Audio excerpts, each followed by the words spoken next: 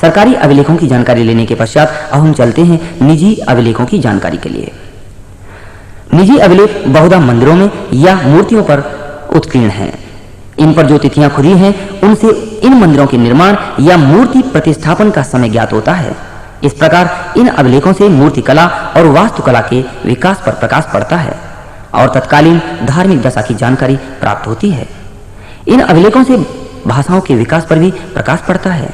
उदाहरण के रूप में हम लें तो स्वरूप गुप्त काल से अधिकतर अभिलेख प्राकृत भाषा में हैं। निजी अभिलेखों से तत्कालीन राजनीतिक दशा का भी ज्ञान होता है, क्योंकि हम देखते हैं कि उनमें तत्कालीन शासकों का भी बहुधा उल्लेख होता है। उनमें कुछ उच्च पदाधिकारियों के पदों, तत्कालीन करों आदि का भी उल्लेख हमें देखने को मिला है।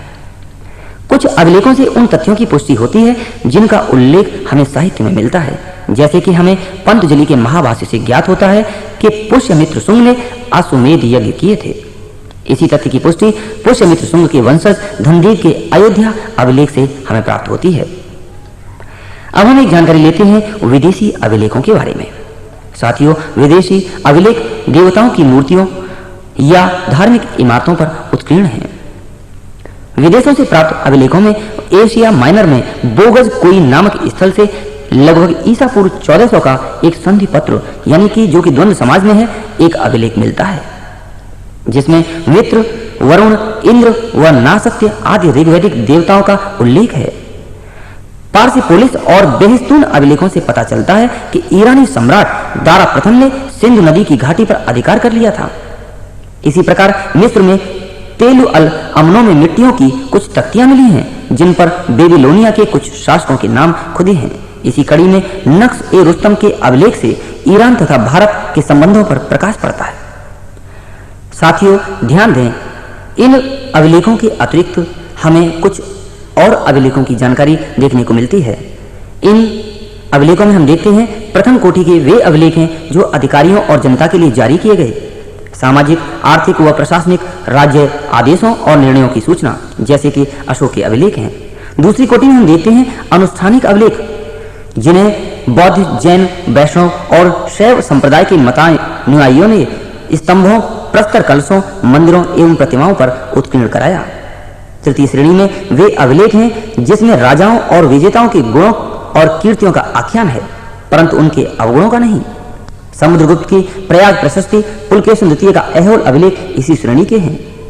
साथियों, भारतीय संस्कृति और सभ्यता के आधार स्तंभों में जिन पुरातात्विक स्रोतों की हम जानकारी ले रहे थे, उनमें अभी तक हमने आपको बताया अभिलेखों के बारे में। अब हम आपको जानकारी देते हैं सिक्कों यानी मुद्राओं के बारे में।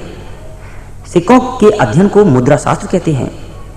भारत के प्राचीनतम सिक्कों पर अनेक प्रकार के चिन्ह उत्कीर्ण हैं। उन पर किसी प्रकार के लेख नहीं है। ये सिक्के आहत सिक्के कहलाते हैं। साथियों, ध्यान दें, जिन पर हमें कोई लेख प्राप्त नहीं हुआ उन्हें हम आहत सिक्के कहते हैं। ये ईसा पूर्व 5वीं सदी के हैं। आजकल की तरह प्राचीन भारत में कागज की मुद्रा का प्रचलन नहीं था, परंतु धन या धातु मुद्रा चलता था, जिसे हम सिक्का कह सकते हैं। पुराने सिक्के तांबा, चांदी, सोना और सीसा धातु के बनते थे। पकाई मिट्टी के सिक्के सांचे में बड़ी संख्या में मिले हैं। इनमें से अधिकांश सांचे कुषाण काल के, अर्थात हम कह सकते हैं ईसा की आरंभिक 3 सदियों के हैं। गुप्तोत्तर काल में ये सांचे लगभग लुप्त हो गए। प्राचीन काल में लोग अपना पैसा मिट्टी और कांसे के बर्तनों में बड़ी हिफाजत से जमा करते थे।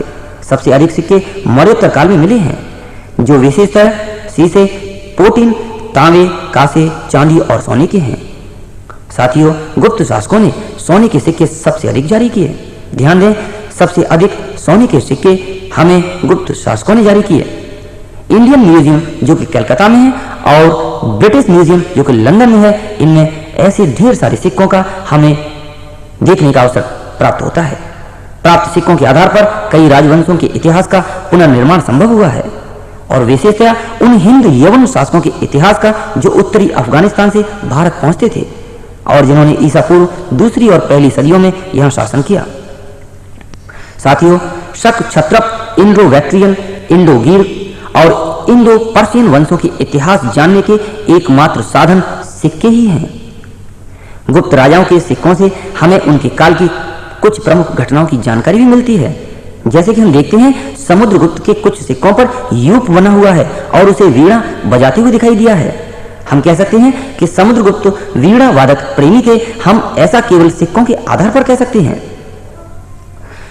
अश्वमेध पराक्रम उत्कीर्ण होने से उसके द्वारा अश्वमेध यज्ञ की जानकारी मिलती है।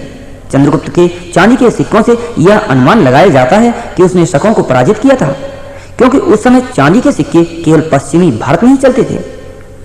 यज्ञश्री स्वतकर्णी के सिक्कों पर जलपोत उत्कीर्ण होने से उसके द्वारा समुद्र व्यापार की जानकारी मिलती है। तो देखा आपने साथियों, उन सिक्कों पर उत्कीर्ण उन चित्रों के आधार पर तत्कालीन राजाओं से संबंधित हम अनेक विचार लेखनीबद्ध कर सकते हैं। अब हम जानकारी लेते हैं स्मारक एवं भवनों के बारे में। जो महत्वपूर्ण स्मारक हमारे सामने आ रहे हैं उनमें एक सबसे पहला स्थान आता है जावा के स्मारक का। साथियों, बोरोबुदुर मंदिर जो कि एक जावा का स्मारक होने का खिताब रखता है, हमें सबसे पहला भवन है जो इस बात की जानकारी देता है। आगे में कंबोडिया में अंगकोर वाट का मंदिर, कानपुर का भीतरी गांव में ईंटों का मंदिर और झांसी का देवगढ़ मंदिर। यहाँ ध्यान दें, जावा का स्मारक बोरोबुदुर इस बात का प्रमाण है कि 9वीं शताब्दी में यहाँ महायान बौद्ध धर्म बहुत लोकप्रिय हो गया था। स्मारकों के अंतर्गत उन सभी प्रकार के भवन, मूर्तियां, इमारतें, कलात्मक वस्तुएं, मंदिर, विहार स्तूप आदि रखे जा सकते हैं।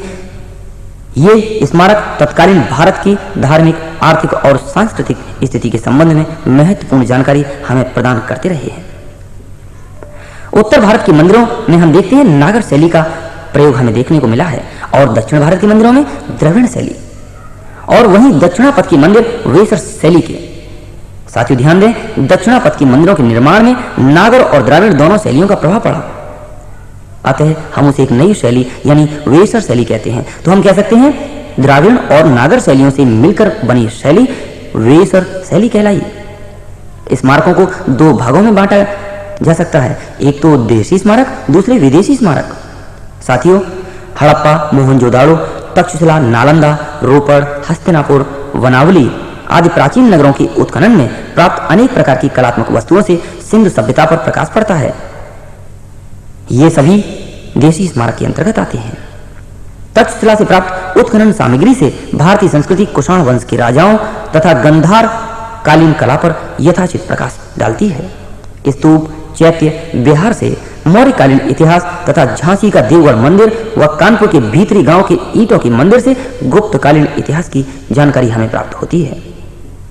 साथियों, दूसरी ओर हम देखते हैं कि कंबोडिया स्थित अंगकोर वाट का मंदिर, प्रवनम के मंदिर और जावा स्थित बोरोबुदुर मंदिर तथा मलाया व वाली द्वीप से प्राप्त अनेक प्रतिमाओं से ज्ञात होता है कि यहाँ पर भारतीय धर्म एवं संस्कृति का अत्यधिक प्रचार था। ये सभी विदेशी स्मारकों के अंतर्गत आते हैं। इसी प्रकार बोर्नियो में मुकर कमन नामक स्थान पर बनी विष्णु की मूर्ति प्राप्त हुई है, जो तत्कालीन सांस्कृतिक स्थिति को स्पष्ट करती है। साथियों, जैसा कि हमने पूर्व में बताया था कि पुरातात्विक स्रोतों के अंतर्गत हम अभिलेख, सिक्के, स्मारक एवं भवन, मूर्तियां, चित्रकला और अवशेष आदि को स्थान देते हैं। अब हम एक जानकारी लेते हैं मूर्तियों के बारे में।